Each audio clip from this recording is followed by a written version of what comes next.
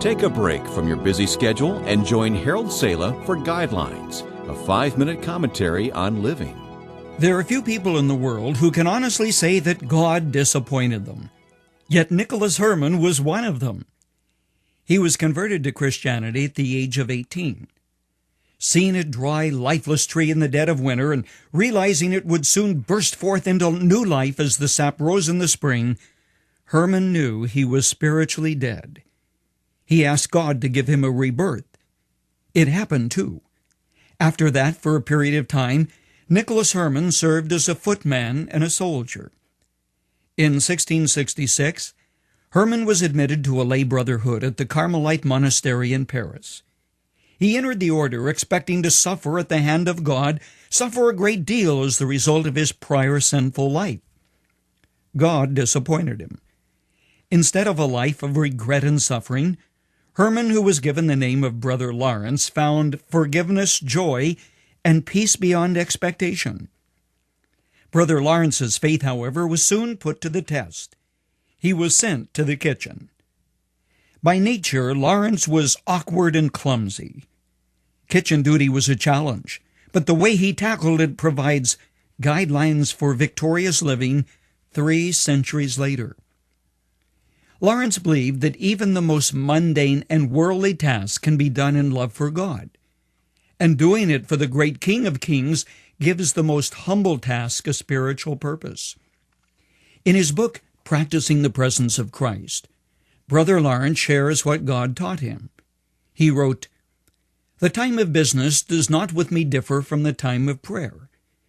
And in the noise and clatter of my kitchen, while several persons are at the same time calling for different things, I possess God in as great tranquility as if I were upon my knees." How did Lawrence approach his duty as cook for the brotherhood? With prayer. He wrote that he began each task with fervent prayer and then did it with love for God. At the end of the meal, he prayed again with thanksgiving. Lawrence wrote, "We ought not to be weary of doing little things for the love of God, who regards not the greatness of the work, but the love with which it is performed." To Brother Lawrence, the practical aspects of Christianity could be summed up in 3 words from the pen of the Apostle Paul: faith, hope, love.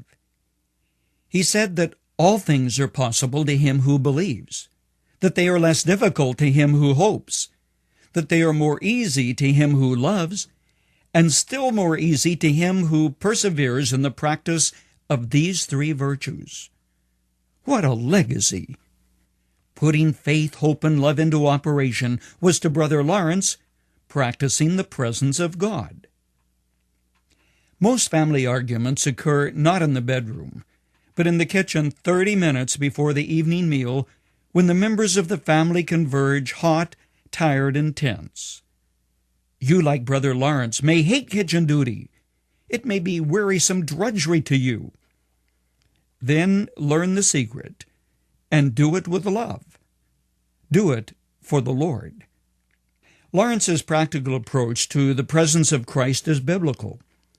"And whatsoever you do," wrote Paul to the Colossians, "do it heartily as unto the Lord and not as unto men." Question: what is it you dread doing most? To the believer, there should be no task so lowly that he cannot redeem it with grace. Yes, as Brother Lawrence, who lived to be over 80, wrote, "Practicing the presence of God is the best rule of a holy life." It's still true today.